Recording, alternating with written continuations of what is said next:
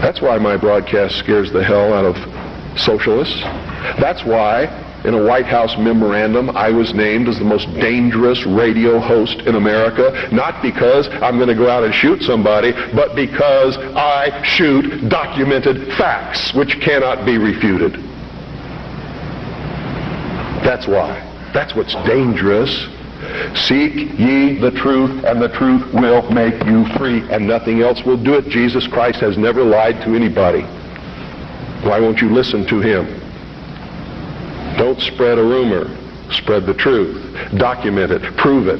Make it irrefutable, and you too will become dangerous to those who admire us in lies and enslave us in socialism. Yeah, well, I don't know if that's part of this general organization that's abducting people and disappearing them, but yeah, that's a pretty horrific field. So let's just go back and see if we can identify the characteristics of the star chamber back then and see if the United States has got covertly within the administration a star chamber function. So in the early 90s, and I'm reading this from Wikipedia, American poet, biographer, and dramatist Edgar Lee Masters commented, "In the Star Chamber, the council could inflict any punishment short of death and frequently sentenced objects of its wrath to the pillory, to whipping, and to the cutting off of ears. With each embarrassment to arbitrary power, the Star Chamber became emboldened to undertake further usurpation. The Star Chamber finally summoned jurors before it for verdicts disagreeable to the government and fined and imprisoned them. It spread terrorism among those who were called to do constitutional acts. It imposed ruinous fines. It became the chief defense of Charles against assaults upon those usurpations which cost him his life." Under the Thatcher government, 1979 to 1990, the term was revived for private ministerial meetings at which disputes between the Treasury and high-spending departments were resolved. The term was again revived by the popular press to describe a panel set up by the Labour Party's National Executive Committee to review expenses claims by Labour MPs in May 2009. In 2010, the term was revived for a committee established by the Cameron Ministry to plan spending cuts to reduce public debt. Now, that may all be boring to American listeners, but let's just go back. So under the Thatcher government, 1979 to 1990, the term was revived for private ministerial meetings at which disputes between the Treasury and high-spending departments were resolved. So, Field, we're back to this famous year, 1979. Now, you've got this guy, Jack Profumo, at Toynbee Hall cleaning toilet bowls.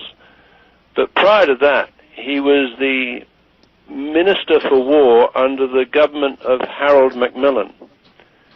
One has to assume that he was in contact with the settlement movement in Chicago and companies like General Dynamics and Boeing and British Aerospace in putting together the kinds of technologies that would support a man-in-the-middle attack and a nearly successful overthrow of the United States government on 9/11.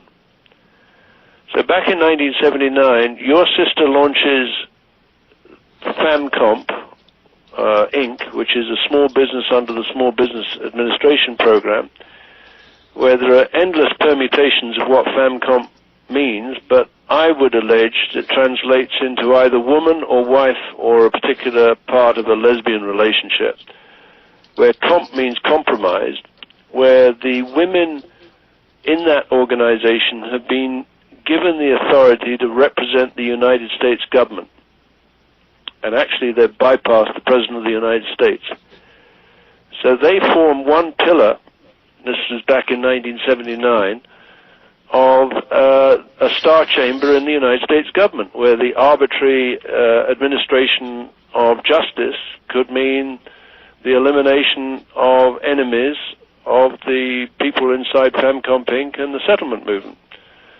The other very, very dangerous organization, I think, is the United States Military Court of Appeals, which would hear pre-revolutionary times a court-martial and presumably had the power to take out and shoot any military officer who disobeyed the edicts of the Star Chamber back in the UK. And your sister, Kristine Marcy, is a member of that bar association. So we've got a Star Chamber entity inside the United States that would appear through encryption and public key infrastructure to be in sync with a similar up here in Canada and in the United Kingdom. And it would appear that they're able to go inside the prison system. Back in the UK, that would be the one controlled by the Cray twins from the 1969 onwards. In the case of the United States, that would be when the Department of Justice took off the blindfolds and started favoring people of certain sexual persuasion. And similarly in Canada, and what they can do is they can take a prisoner or a group of prisoners that have previously been bonded with someone at a ceremony like the pig farm, take them out on a furlough, let's say for a 2-day trip, fly to a different city with a settlement community to give them shelter while they get organized to do the hit, take out the target, hop back in a plane with the United States Justice Prisoner and Alien Transportation System, nicknamed Conair, and be back in jail for dinner with a nearly perfect alibi.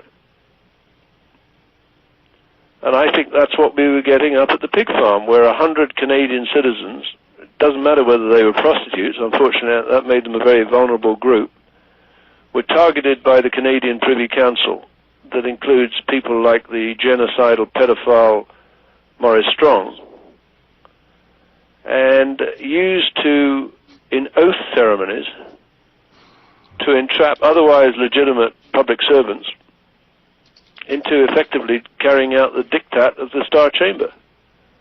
Let me just talk about the family, the Obama family, and see if they might have got caught up in this. Back in the 1950s, when an organization had been launched in New York called SOS Children's Villages by Maurice Strong, there was allegedly a revolutionary movement in Kenya, in Africa, named the Mau Mau. And in 1954, Maurice Strong, who's now hiding out in China, and we need to get him back fast and put him in front of a military tribunal and make sure that he's suitably punished for what he did through 911. He went to Kenya representing Caltex in opening up a chain of gas stations in the interior of Kenya. Interesting job, because that was during the high period of the alleged Mau Mau uprising. The British arrested a man who spoke perfect English, whose name was Obama. Every indication this was Obama's grandfather. If you dig into the archives at Harvard University, there's a set of papers donated by Maurice Strong, which makes twice a reference to Mau Mau oath ceremonies. So here's what comes down, at least for my simple mind. Obama's grandfather and Maurice Strong developed a cannibal oath ceremony to entrap the new leaders of the Kenyan government in the mid-1950s. So post-independence, Kenya, as a sovereign state, would not be controlled by freely elected people drawn from the public wheel, if that's the right word, but they would be controlled by this apparatchiks of oath-takers.